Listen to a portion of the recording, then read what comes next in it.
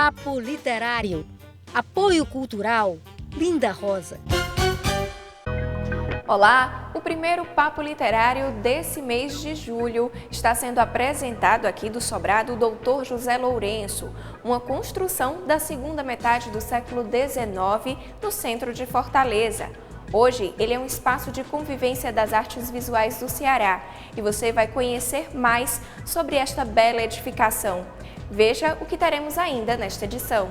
Vamos mostrar 2 livros de Marcelo Costa Farias, que falam da história e pessoas importantes do teatro cearense. Tem também um livro sobre emergências médicas, um guia de condutas para o generalista. Na Galeria dos Grandes Nomes, tem a revolucionária George Sand. E nossa entrevista especial de hoje é com o presidente da Academia Cearense de Letras, o Biratã Diniz Aguiar. É tudo agora no Papo Literário.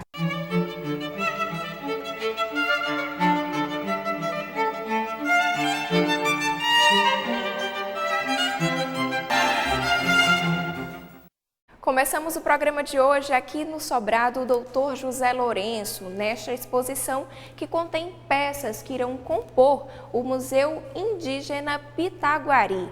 Vamos à nossa primeira reportagem de hoje. Em 1830 foi inaugurado o Concórdia, chamado também de Casa de Ópera e considerado um marco inicial do teatro profissional cearense. A partir daí, Marcelo Costa começa a contar a trajetória teatral no Ceará. São 724 páginas em 2 publicações: História do Teatro Cearense e Quem é Quem no Teatro Cearense.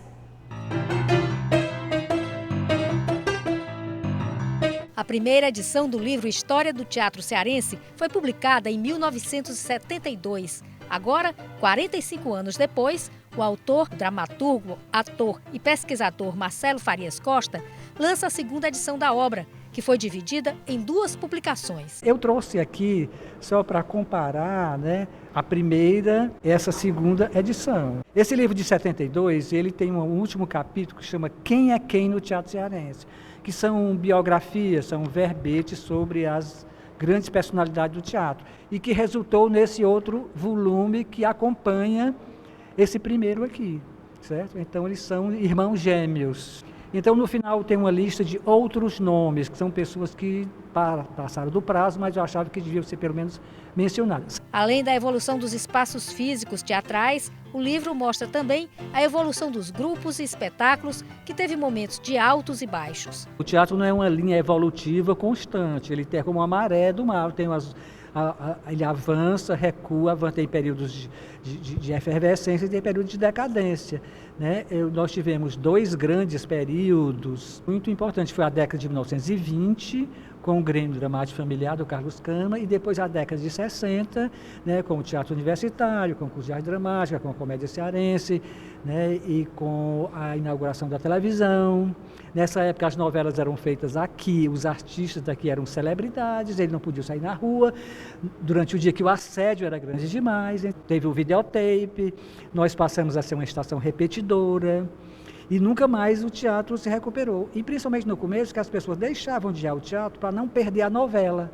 Hoje elas já conseguem ir, mas aí houve a concorrência, tem um show de humor, hoje o teatro virou festival de esquete. Nós não temos uma fase muito positiva, pelo meu ponto de vista. Aí entra as experiências modernosas, entra assim, as vanguardas, entra mil coisas, que não faz parte da minha praia. O outro exemplar reúne biografias de quem marcou a história do teatro cearense. São 500 biografias, mini biografias, com fotos, e tudo que eu pude coletar. 250 eu não cheguei a contar, são de pessoas que já faleceram, mas que pertencem à história. Os nomes consagrados estão todos aqui. Algumas pessoas da contemporaneidade podem não estar aqui na lista principal, mas estar na lista de outros nomes, ou mesmo não constarem no livro porque ainda estão em atividade, elas não têm ainda consolidaram ainda uma biografia. Então, são nomes polêmicos, nomes que podem ser contestados, enfim, não é sobre quem está atuando hoje, é um livro de pessoas que já fizeram teatro, que são as pessoas 5 estrelas, se você for comparar com o hotel. Agora, o que deu trabalho muito foi depois a revisão, a publicação, que não é nada agradável, que você escrever, pesquisar é até uma coisa criativa, mas depois isso de jogar isso é um trabalho meio desgastante. Marcelo Costa explica que a publicação dessas obras sobre a história do teatro foi uma reivindicação dos alunos. Retomei esse trabalho porque eu era professor de um instituto que tinha um curso de artes cênicas e que os alunos estavam curiosos para saber da história do teatro. Mas depois que o livro sai, todos eles desaparecem. Né? É com muita gente que diz, eu quero comprar o livro, e a pessoa não desaparece. O livro está pago, graças a Deus. Então, foi um grande investimento, sem edital. Né? E quem quiser encontrar os livros, como é que faz? Onde é que estão à venda? Por enquanto é comigo, é fácil me localizar, né? Não tem problema. De qualquer forma, é um público muito específico. Esse livro é dirigido às pessoas que fazem teatro ou que gostam de teatro. Não é um livro de leitura fácil, não é um livro de diversão, é um livro que você vai estudar, que você vai fazer sua monografia. Então, esse livro vai servir de base para essas coisas. Depois que eu fiz o meu doutorado em Belo Horizonte, na UFMG, eu me senti mais motivado ainda, né, para lançar todos esses livros que estavam guardados. Né? Eu lancei, por exemplo, a coleção Balaio, que é sobre o Dia Mundial do Teatro, o Grupo Balaio e o Teatro do Ibeu. São 3 livros. Depois eu lancei a minha tese junto com o Teatro Paroquial, que são 2 movimentos teatrais antagônicos que tinham na década de 20. Já tinha lançado, aliás, antes a coleção Marcelo Costa, que é didascália, que é a ficha técnica. Enfim, eu lancei uns 14 livros nos últimos 5 anos.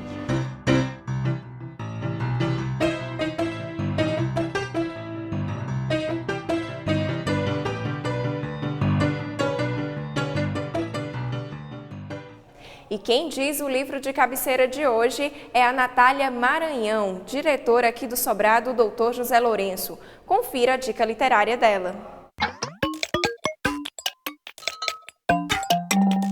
Olá, tudo bem? Meu nome é Natália Maranhão, eu sou diretora aqui do Sobrado Dr. José Lourenço.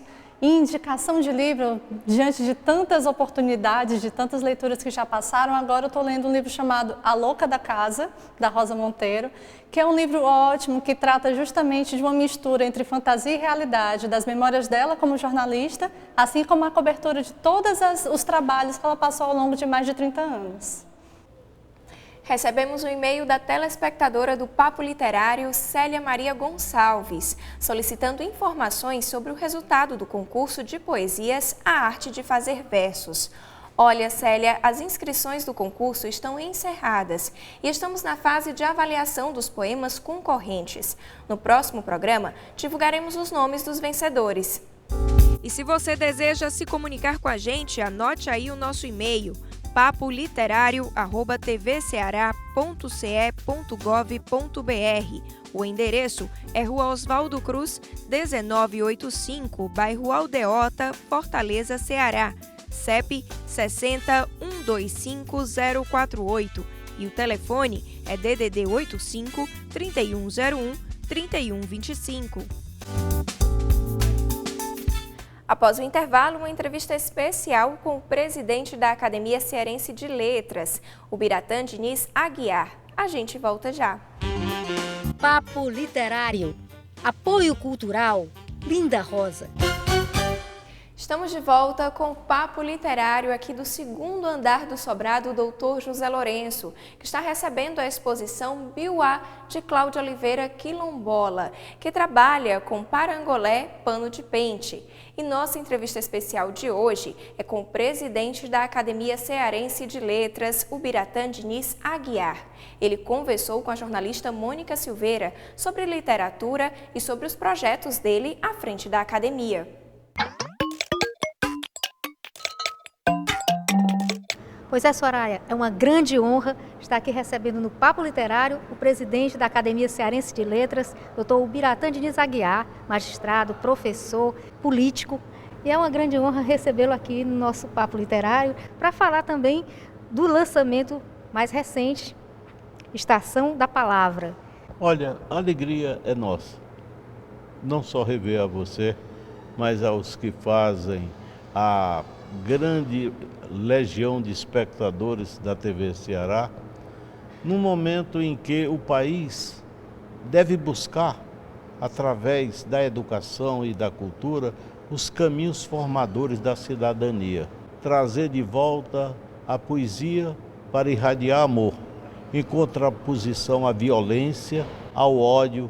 E isso cabe a nós, aos poetas, aos escritores, aos literatos, aos professores, a todos nós. E nada melhor do que a TV Ceará, que é o embrião de um novo pensar, de uma televisão que se preocupa com a formação do povo, num programa como Papo Literário, poder realmente abrir as portas para que possamos conversar com a juventude, possamos conversar com as pessoas e trazer o ânimo da leitura, da escrita, da mão estendida. Obrigada. Com certeza, a cultura é a identidade de um povo e tem que ser muito valorizada, não é isso? Fala um pouquinho desse livro. Esse livro faz um apanhado de diversas missões que supriu diversos locais. Estação da Palavra, e eu falo muitas vezes em estação, talvez porque tenha nascido à margem da ferrovia, lá na minha Cedro, que era entroncamento ferroviário. E eu vinha fazendo a viagem de lá para cá, onde eu estudava em Fortaleza, e as paradas, cada estação, fisionomias diferentes, um relevo diferente, produtos que eram vendidos diferentes. E assim são as estações da vida da gente. Eu procurei trazer o meu momento da Câmara Municipal, mas não encontrei mais os anais da casa que pudesse retratar os pronunciamentos que fiz naquela época. Mas trouxe da Assembleia Legislativa, da Câmara dos Deputados, do Tribunal de Contas da União, e pode-se ver nos discursos, pelo menos é esse o meu objetivo, nos pronunciamentos que fiz, uma coerência de vida. A minha luta pela educação, a minha luta pela cultura. Eu só acredito numa escola que traga de forma indissociável ensino, formação e profissionalização. Nosso povo está a reclamar imediatamente de cidadania, da formação do nosso povo, do conhecer direitos e deveres, e estender a mão ao semelhante, de justiça social. Com certeza. Agora, tem uma nova missão sua, à frente da Academia Cearense de Letras. E já tem projetos novos, né? Nós estamos procurando levar ao interior a Academia Cearense, a mais antiga do Brasil. Ela é 3 anos mais velha do que a Academia Brasileira de Letras. Pois bem, o que nós conhecemos da produção literária dos nossos irmãos que estão no interior do estado, no Cariri, na Zona Norte, na região central, Jaguaribana, na região metropolitana, falta aquela comunicação.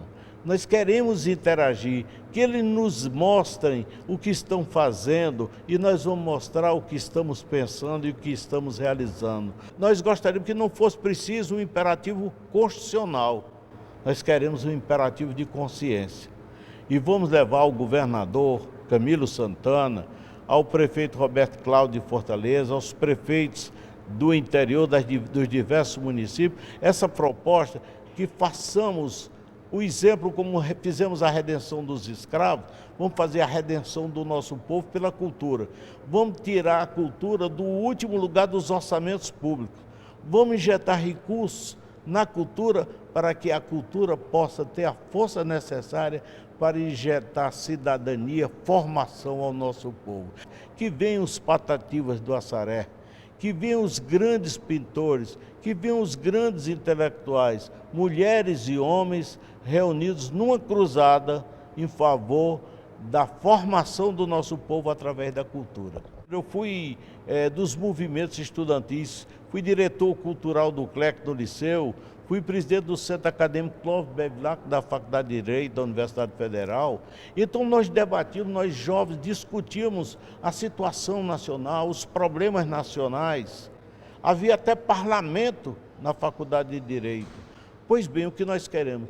Que os jovens, principalmente os jovens do ensino médio e da graduação, se dirijam à academia em datas que nós vamos marcar e os da escola pública, nós vamos ajudá-lo a se transportar para lá, ouvir uma palestra, conhecer a academia e apanhar um acadêmico nosso, aquele que dá palestra, vai ser o padrinho daquela escola para ajudá-los a formar os seus grêmios literários. Um programa que enche minha alma de alegria. E eu tenho certeza que todos os acadêmicos, a diretoria da academia, todos nós vamos nos engajar nessa luta. Que maravilha! Agora vamos falar um pouco da produção literária sua, né? São 23 livros. Aqui só tem uma pequena amostra. Nós resolvemos caminhar, inicialmente foi no campo da educação. Foi a grande paixão da minha vida. Foi não, é a grande paixão. Nós escrevemos Educação, uma decisão política, prefaciada pelo grande mestre, pelo grande brasileiro Florestan Fernandes. Nós escrevemos esse outro, História de um Compromisso, porque quando nós fomos eleitos, nós convidamos 50 educadores para um dia de debate, dizendo o que eu deveria fazer quando chegasse à Câmara Federal na condição de constituinte. Depois constituiu-se uma comissão sob a coordenação da professora Eudes Veras e produziram um texto. E esse texto eu prestei contas a eles, mostrando que eu tinha sido fiel àquilo que eu me comprometi com eles em defesa da educação. Esse é um ensaio que eu fiz, trazendo a proposta de um novo modelo político para o país, que foi prefaciado pelo grande Arthur da Távola. Nós precisamos mudar o modelo político do país. Os fatos estão a mostrar que, lá atrás, esse pensamento meu, mais do que nunca, está presente. Cheguei ao Tribunal de Contas da União e escrevi vários livros. A exemplo desse, Controle Externo, e mais recentemente com o André Aguiar, meu sobrinho, escrevemos um livro sobre o Sistema S na visão do Tribunal de Contas da União, sem falar nos livros de poesia, Idioma dos Passos, Versos de Vida, Tropel do Tempo. São cerca de 6 livros em que a poesia flui, e um dia o Fagner disse para mim lá em Brasília que aqueles meus versos tinham musicalidade, porque eu não escrevia letras. E daí eu parti para escrever também letras que se transformaram em músicas, e hoje já estamos agora caminhando, salvo engano, para o 8º CD. Logo mais, eu acho que antes de setembro, deverá estar pronto, juntamente com um livro que uma jornalista está realizando sobre minha vida. Então, isso daí realmente me dá uma alegria muito grande. O homem público, depois de 40 anos de vida pública, 28 no Parlamento e 12 no Tribunal de Contas, poder andar livremente, tranquilamente nas ruas de sua terra, olhar para trás e não sentir vergonha do que fez, e poder deixar para os seus descendentes o patrimônio maior, o amor à leitura, o amor aos livros, o amor às artes, fazendo com que a cultura e a educação não seja apenas força da palavra em discurso, mas seja o exemplo de vida. Doutor Bratan, parabéns. O senhor nos orgulha como homem público, como homem da educação, escritor, e muito obrigada por sua participação no nosso programa Papo Literário. Olha, se esse papo literário fosse o papo rezado nas manhãs dos colégios, das faculdades, em que os jovens bebessem nessa fonte cristalina. Essa é a água pura da fonte, fonte que é vida, vida que eu acredito e que eu sonho com ela. E por dizer sonho com ela, eu repito mais uma vez o que eu tenho repetido ultimamente. Gabriel Garcia Marques, os sonhos não envelhecem. Por essa razão, povoemos de sonhos as nossas cabeças, para que nós tenhamos um mundo melhor. Esta daqui é a Árvore do Conhecimento, baseada na Pretagogia, que trabalha com o ensino afro-referenciado. E no próximo bloco você vai conhecer o livro Emergências Médicas, Guia de Condutas para o Generalista. E a escritora George Sandi está na Galeria dos Grandes Nomes. Papo Literário. Apoio Cultural Linda Rosa. O Papo Literário está de volta aqui do Sobrado Dr. José Lourenço, com o objetivo de ajudar estudantes e profissionais da área da emergência. Foi publicado o livro Emergências Médicas, Guia de Condutas para o Generalista. A obra foi escrita por médicos emergencistas do Hospital Universitário Walter Cantídio, professores e representantes da Liga de Emergência da UFC.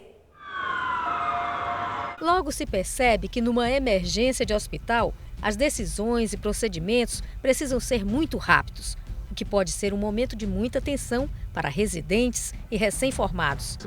No corre-corre ali, as decisões têm que ser tomadas rápido. Você não tem uma margem de erro, você tem que tanto tomar a decisão como executar também. Com o objetivo de ajudar esses estudantes e profissionais da área, médicos emergencistas do Hospital Universitário Walter Cantídio, professores e representantes da Liga de Emergência da UFC escreveram o livro Emergências Médicas, Guia de Condutas para o Generalista. A ideia surgiu pela necessidade que nós víamos dos alunos terminarem um curso de medicina e não haver um material didático direcionado como guia de conduta. Eles iriam para os plantões nas emergências, um tanto quanto imaturos quanto à prática de emergência e sem um suporte didático de literatura. Então, quando se tem um guia de conduta rápida, ele auxilia e ajuda nas tomadas de decisões. A publicação é composta por breves capítulos que abordam tópicos práticos do setor emergencial. Desde como funcionam as emergências no Sistema Único de Saúde, como se deve fazer o transporte de um paciente criticamente enfermo para que se estabeleça a transferência de forma segura, até emergências cardiológicas como parada cardíaca, infarto, arritmias, emergências relacionadas ao politraumatizado. Em outro tópico, existem explicações detalhadas, passo a passo, sobre habilidades em procedimentos, desde drenagem de um abscesso até a realização de uma sutura simples. Então, são procedimentos que se faz rotineiramente no atendimento ao paciente que procura uma emergência criticamente enfermo e que modifica prognóstico, modifica mortalidade quando se faz de maneira apropriada, adequada. A médica anestesiologista do Hospital Universitário Walter Cantídio, Cláudia Regina Fernandes, orientou os estudantes na elaboração da obra. Auxiliei, organizei e trabalhei junto com um grupo de alunos da Liga de Emergência que se dedica a estudar esse tema. A iniciativa da constituição desse livro foi através do professor Romeu Araújo, que é um médico cirurgião emergencista. Ele teve a ideia de constituir um guia de condutas. No início de 2013, me procuraram por eu ser professora da disciplina de emergências médicas da universidade e nós constituímos os assuntos mais prevalentes atendidos nas emergências, tanto de atenção primária, secundária e terciária, no estado do Ceará. Cada aluno da Liga ficou responsável por um tema e nós escolhemos os orientadores daquele capítulo com base na expertise do orientador. O estudante Nicolas Furtado, integrante da Liga de Emergência da UFC, disse como foi a experiência de participar desse livro. Uma experiência inesquecível na minha vida acadêmica. A gente passou por vários momentos, desde a construção dos sumários, até você captar aqueles orientadores, conseguir trazer eles para comprar a ideia de construir esses capítulos junto aos alunos. Então, teve toda uma curva de aprendizagem durante esse processo, né? Gratificante, porque nós sabemos que o trabalho foi feito com qualidade, foi feito com muito carinho, e eu acho que a sensação é de dever cumprido. E eu sei que ele vai conseguir cumprir o seu objetivo inicial, pelo menos, que é o de ajudar os médicos recém-formados a ter esse alicerce, de poder trabalhar, de ter um livro de consulta realmente, para poder auxiliar nos seus primeiros meses aí de serviço. Estamos na sala de intervenções do Sobrado, onde aqui os visitantes são convidados a construir um grande parangolé pano de pente. E nesse mesmo dia, em 1804, nasceu a revolucionária escritora Amandine Aurore Lucille Dupin. Ela foi uma das primeiras mulheres na Europa a fazerem sucesso na literatura. Mas, para isso, teve que usar o pseudônimo masculino de George Sand. Ela é a homenageada de hoje na Galeria dos Grandes Nomes.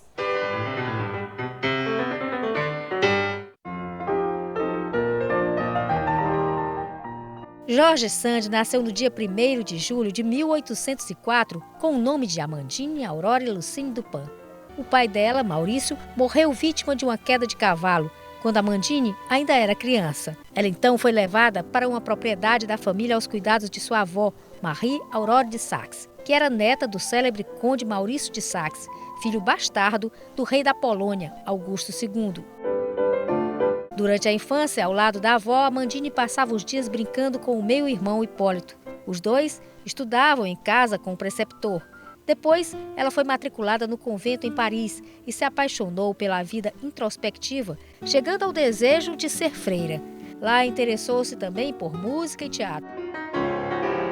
De volta para casa, passou a compreender melhor e amar ainda mais a avó, que morreu pouco tempo depois. Foi um grande sofrimento para Amandine. Para herdar a propriedade da família, Amandine teve que se casar com Françoise Casimir Dudevant, em 1822. Nesse casamento nasceram 2 filhos. Em 1831, a escritora lançou seu primeiro livro, Rose Blanche, e em 1832 publicou o romance Indiana, com o pseudônimo de George Sand. Ela também escrevia no jornal Le Figaro usando o pseudônimo. Devido à infidelidade e ao alcoolismo do marido, acabou se divorciando em 1836, um fato incomum para a época. George Sand escreveu muitos romances que refletiam seus próprios desejos e frustrações, advogando os direitos das mulheres para que dirigissem suas próprias vidas. Seus personagens traziam uma carga de ingenuidade, poesia e otimismo, e ela dizia: o romance não precisa ser necessariamente a representação da realidade. George Sand também ficou famosa pelo estilo de vida. Vestia roupas masculinas por diversão e praticidade. Fumava em público, o que era inaceitável para as mulheres da época, e mantinha uma vida amorosa agitada, com muitas paixões. A mais famosa foi com o compositor Frédéric Chopin, representada em vários filmes no cinema. George Sand morreu em 1876, sendo considerada a maior escritora francesa e a primeira a viver de direitos literários. Na ocasião, Victor Hugo disse: "Eu choro a morte e saúdo a imortal." O sobrado Dr. José Lourenço já foi residência, consultório médico, bordel e teve outros usos. E neste mês de julho completa 10 anos como museu. Olha só que original o formato escolhido para a coletânea Poemas de Mesa deste ano, publicada pelo Ideal Clube. Ela vem nessa caixinha em formato de cartas de baralho. E o nosso clipoema foi inspirado em uma dessas cartas, nos versos do soneto Suplício de Gonzaga Mota. Como é difícil, não suporta a tua ausência.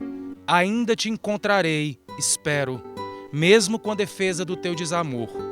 Só penso em você, a vida vem me magoando. Será que compensa viver? Flor bela, creio ser sonhador. O Papo Literário de hoje fica por aqui. Esperamos que vocês tenham gostado de conhecer um pouco mais do sobrado Dr. José Lourenço, que fica localizado aqui na Rua Major Facundo, número 154, no centro de Fortaleza. O funcionamento é de terça a sexta, das 9 da manhã às 5 da tarde e aos sábados, das 9 às 2. A gente volta a se encontrar no próximo sábado com mais informações do mundo das letras. Até lá!